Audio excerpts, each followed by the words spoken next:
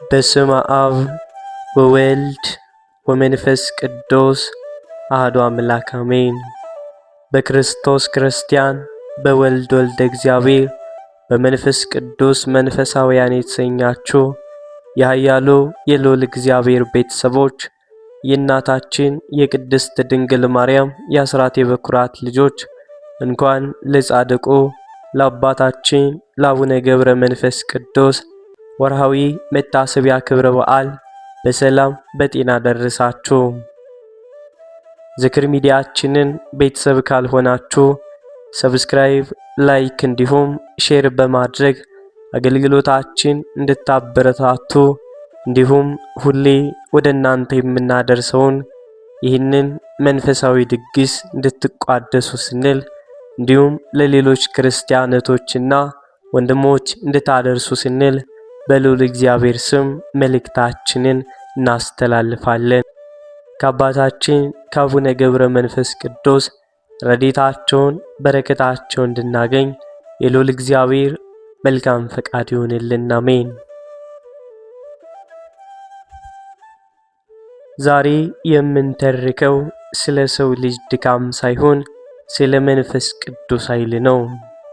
ዛሬ የምናወራው ስለ ምድራዊ ንግስናም ሳይሆን በሰማያዊ ክብር ስለተጎናጸፈ ቅድስናም ነው። ይህ ታሪክ የሚጀምረው ከግብጽ ቢሆንም ፍጻሜና ዘላለማዊ ማረፊያው ግን በቅድስት ሀገር ኢትዮጵያ ተራሮችና ታላላቅ ገዳማቶች ውስጥ ነው። አቡነ ገብረ መንፈስ ቅዱስ ስማቸው ሲነሳ ምድረ በዳው በመዓዛ በታላቅ ሽታ ይመላል።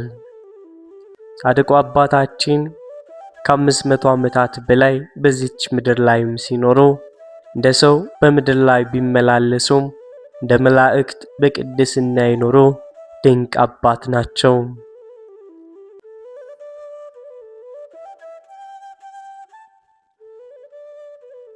ልክ እንደ ኤልያስ በሰረገላ ልክ እንደ ዮሐንስ መጥምቅም በምድረ በዳ ተጋድሎ የለፉ የጽናት ተምሳሌት ናቸው። ጻድቁ አባታችን አቡነ ገብረ መንፈስ ቅዱስ እስኪ በዓይነ ሕሊናችን እንመልከት።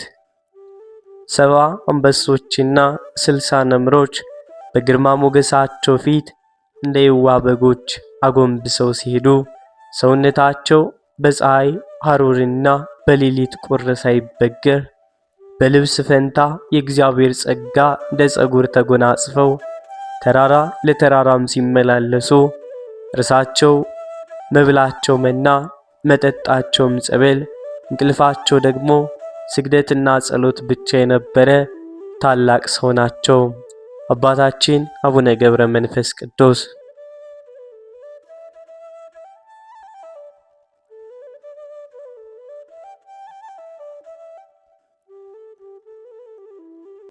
ከግብጽ ሀገር ተነስተው በደመናም ተጭነው ወደ ቅድስት ኢትዮጵያ የመጡት ጻድቁ አባታችን እንደ ጽጓላ ባሉ ተራሮች ላይ በዝግጅትና በሱባኤ ለኢትዮጵያ ሕዝብ ምሕረትን ለምነዋል። አቤቱ የኢትዮጵያን ሕዝብ ማርልኝ እያሉ ለ40 መዓልትና ለ40 ሌሊት በባህር ውስጥ ተዘቅዝቀው የጸለዩት ጸሎት ዛሬም ድረስ ለሀገራችን እንዳጥሩ ሆኖ ይጠብቀናል። አቡዬ ስንላቸው የቅርብ አባታችን ገብረ መንፈስ ቅዱስ ስንላቸው ደግሞ የመንፈስ ቅዱስ አገልጋይ መሆናቸውን እናስባለን። ዛሬ የምንሰማው ገድላቸው ተራ ታሪክ አይደለም። የፍቅር፣ የትዕግስት፣ የጽናትና የማይታጠፍ የእምነት ጉዞ እንጂ። አሁን መንፈሳችሁን አዘጋጁ። ከግብጽ በረሃ እስከ ኢትዮጵያ ደብረ መድኃኒት ከአንበሶች ግርማ እስከ መላእክት ዝማሬ ድረስ የሚወስደውን የአባታችን የአቡነ ገብረ መንፈስ ቅዱስን አስገራሚና ረቂቅ የሕይወት ዜና መዋዕል በትረካ እናቀርባለን። እስከ ዝግጅታችን ፍጻሜም ድረስ አብራችሁን ቆዩ።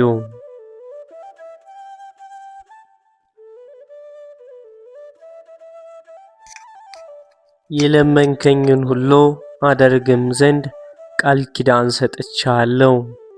ለ80 ዓመት በጫካ ውስጥ ከአንበሶችና ከነብሮች እንዲሁም ከአራዊት ጋር መኖርን ሳይፈሩ እስከ ሞት ድረስ የታገሱ እንዲሁም በዝቋላ ተራራ ባለው ባሕር ውስጥ 100 ዓመት ተዘቅዝቀው ለኢትዮጵያ ሰዎች ምሕረትን የለመኑ አባታችን አቡነ ገብረ መንፈስ ቅዱስ ቃል ኪዳን የተቀበሉበት ቀን ጥቅምት 5 ቀን እናከብር ዘንድ ይገባናል።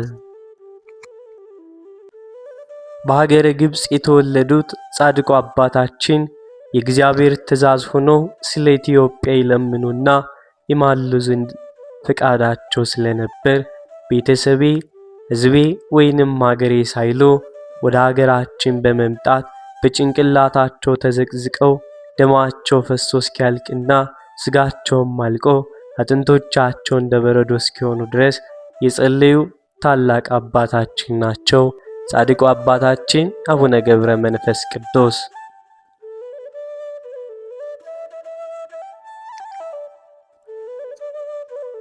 አቡነ ገብረ መንፈስ ቅዱስ በተወለዱበት ቤት አልኖሩም። እናትና አባታቸው የሥጋ ዘመዶቻቸውንም አያውቃቸውም። በበረሃ ብቻቸውን ኖሩ እንጂ ነገር ግን ሰማያውያን ሁሉ ወዳጆቻቸው ሆኑ። እመቤታችን ወዳጄ ገብረ መንፈስ ቅዱስ ትላቸዋለች። ነቢያት፣ ሐዋርያት ወገናችን ይሏቸዋል። መላእክትም ወዳጃችን እያሉ በክንፋቸው ያቅፏቸዋል።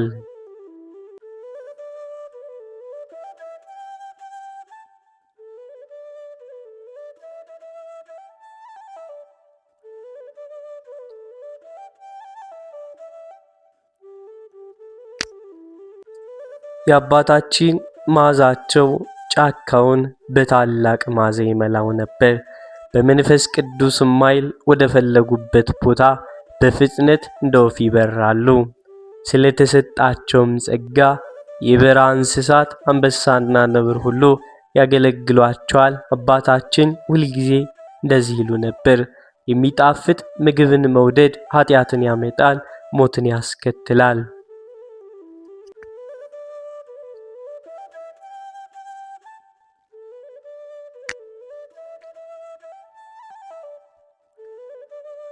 ክንፍ ያላቸው የሰማይ ወፎች እንኳ በመብል ምክንያት ይጠመዳሉ።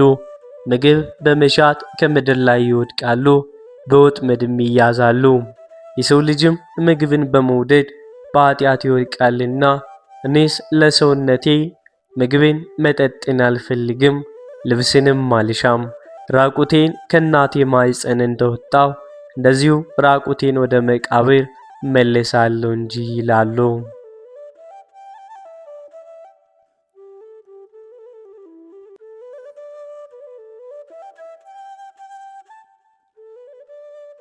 ከዚህ ከኃላፊው ዓለም በሞት በተለየው ጊዜ መብልና መጠጥን ልብስን ማን ያስከትልልኛል አሉ።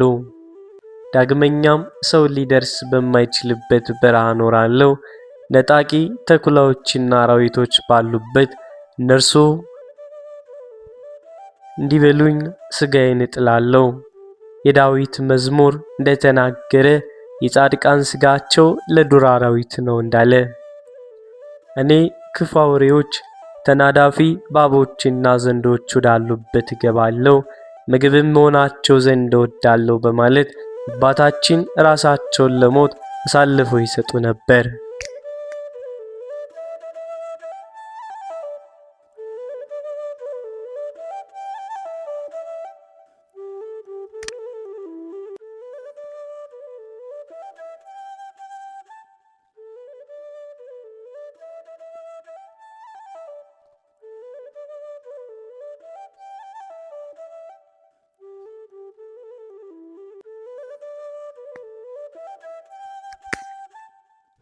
ነገር ግን አራዊት ሁሉ እየሰገዱላቸው ይገዙላቸው፣ ከእግራቸውም በታች ይተኙ ነበር። እንደሚታዘዝ ደቀ መዝሙርም ይታዘዙላቸው ነበር። ለጸሎትም በሚቆሙበት ጊዜ አብረዋቸው ይቆማሉ፣ በፊታቸውም ይጨዋወታሉ።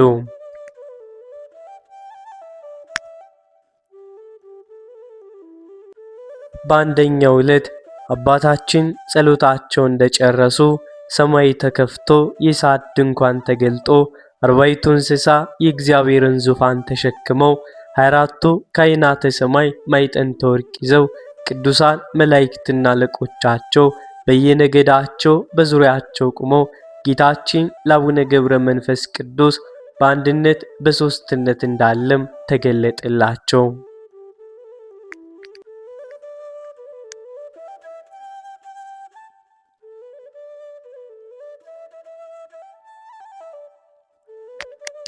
አባታችንም ይህንን ባዩ ጊዜ እጅግ ፈርተውና ደንግጠው መሬት ላይ ወደቁ።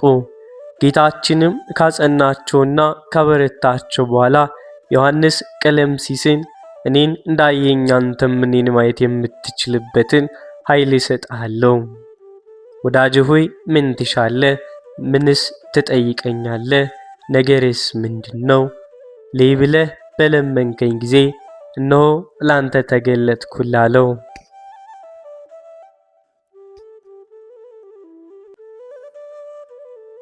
80 ዓመት በጫካ ኖርክ፣ በረሃዎችን ዞርክ፣ ከአንበሶችና ከነብሮች ጋር ከአራዊትም ጋር መኖርን አልፈራህም። ጨክነህ እስከ ሞት ድረስ ታገስክ። የመረጥኩ ወዳጄ ገብረ መንፈስ ቅዱስ ሆይ ምን አደርግልህ ዘንድ ትወዳለህ? አላቸው።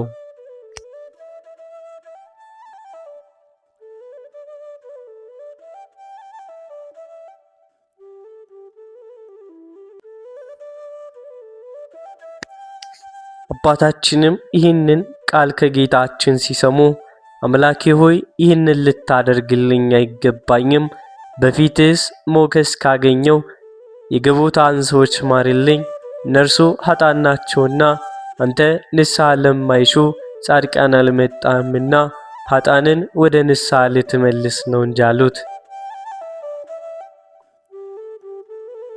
ዳግመኛም አቤቱ እንደ ክረምቱ እንባቸውን እያፈሰሱ ጥርሳቸውን እያፋጩ በደይን የሚኖሩትን አስባቸው፣ ሰይጣን አስቷቸዋልና በማወቅም ባለማወቅም በሰሩት ማራቸው፣ ይቅር በላቸው እያሉም ለመኑት።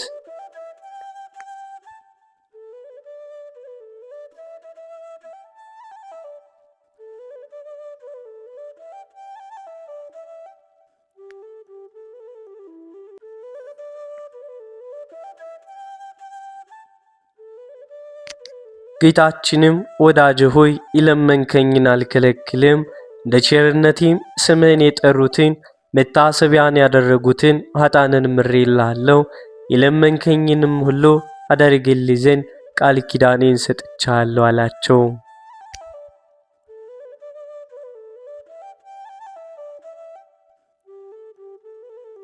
አባታችን አቡነ ገብረ መንፈስ ቅዱስም እጅግ ደስ ብሏቸው በግንባራቸው መሬት ላይ ወድቀው ጌታችንን ሲያመሰግኑት ቅዱሳን መላእክትና ሰማያውያን ቅዱሳንም ሁሉ አብረው ተደስተው እግዚአብሔርን አመሰገኑ።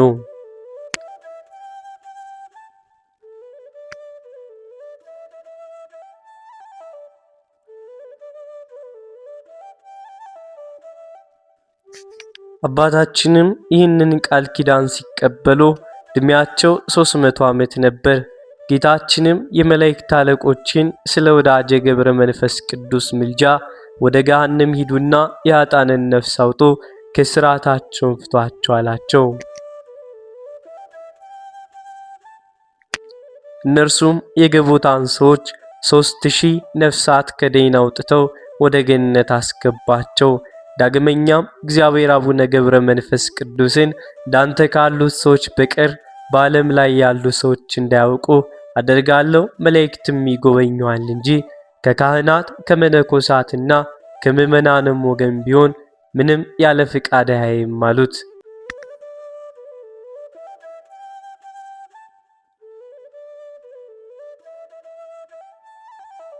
ወዳጄ ሆይ እንደወደድክ እኔን አባቴንና መንፈስ ቅዱስን በሦስትነት ያየኝ አሁንም ወደ ኢትዮጵያ ሄድ። በዚያም ከደን የምታወጣቸው ነፍሳቶች አሉ አላቸው።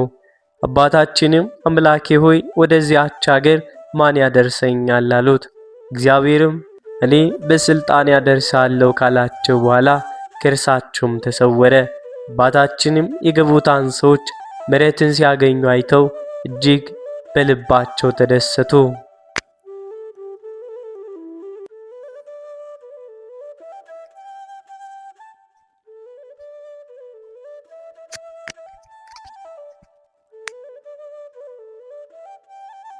በሌላም ጊዜ አባታችን 4000 እልፍ እየሰገዱ 300 ጊዜ የቀኝ 300 ጊዜ ደግሞ የግራ ፊታቸውን በድንጋይ እየመቱ መዝሙረ ዳዊትን እየደገሙ 15ቱን ማይሌ ነቢያት ማይሌ ሰሎሞንንና ውዳሴ ማርያም እየጸለዩ ለኃጥአን ምሕረትን ሲለምኑ እንባቸው እንደ ውሃ ይፈስ ነበር። ጌታችንም በተወለድኩባት በተጠመቅኩባትና ከሞት በተነሳሁባት ዕለት እልፍ እልፍ ነፍሳትን እምርልሃለሁ አላቸው።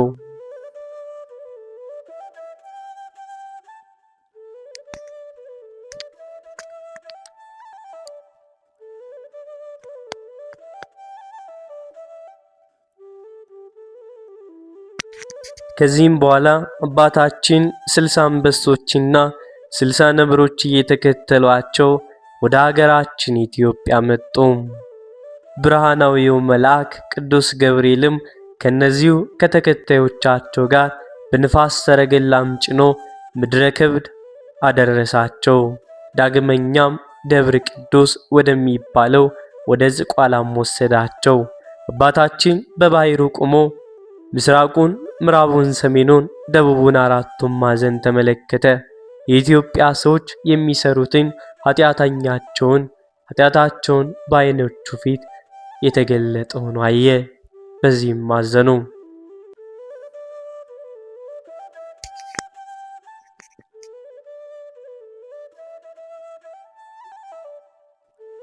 በራሱም ተዘቅዝቆ ተወርውሮ ወደ ባህር ውስጥ ገባ። እነዚህን የእጅን ፍጥረቶች የሆኑትን ካለማርካቸው ከዚህ ባህር እንዳልወጣ በእግሮቼም እንዳልቆም በያው ስምህ እምላለሁ እያለ ማለ። እንዲህም እያለ 40 ቀንና 40 ሌሊት ኖረ።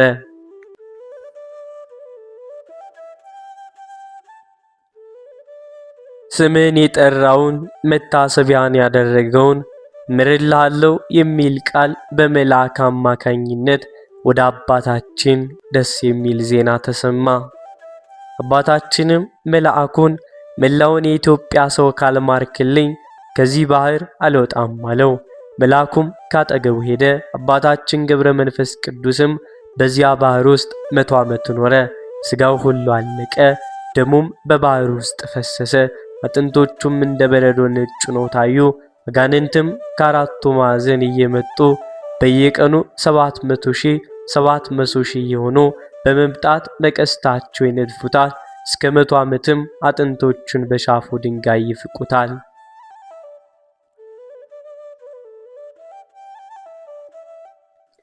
ይህንን ሁሉ መከራ በትዕግስት ሲቀበል ኖረ። ከዚህም በኋላ ጌታችን ኢየሱስ ክርስቶስ ወደ እርሱም መጥቶ ከባህሩ ዳር ቆመ። አባታችን ገብረ መንፈስ ቅዱስም መላው የኢትዮጵያን ሰው ምሬልሃለሁና ተነስተህ ውጣ የሚል ቃል ሰሙ። ያን ጊዜም ወጣ። አጥንቶቹም እንደ ወንፊት ቀዳዳ የተበሳሱ ነው ተገኙ። ጌታችንም ዳሰሰውና ጤነኛ አደረገው፣ ወደ ምድረ ከብድም ሰደደው።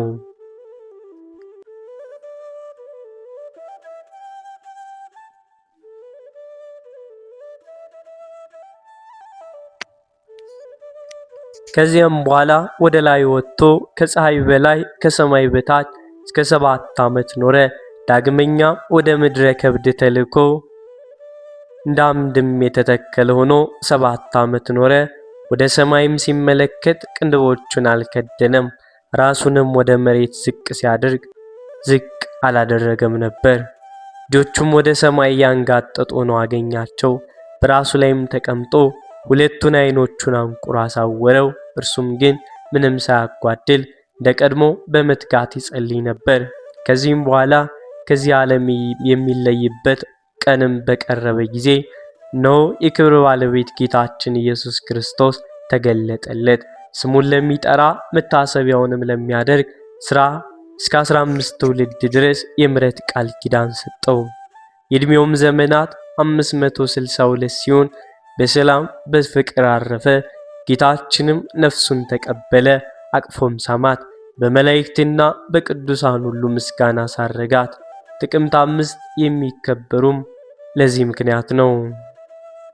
ከጻድቁ ከአባታችን ከአቡነ ገብረ መንፈስ ቅዱስ ረድኤታቸው በረከታቸው አይለየን፣ አሜን። እንበል አቡነ ዘበሰማያት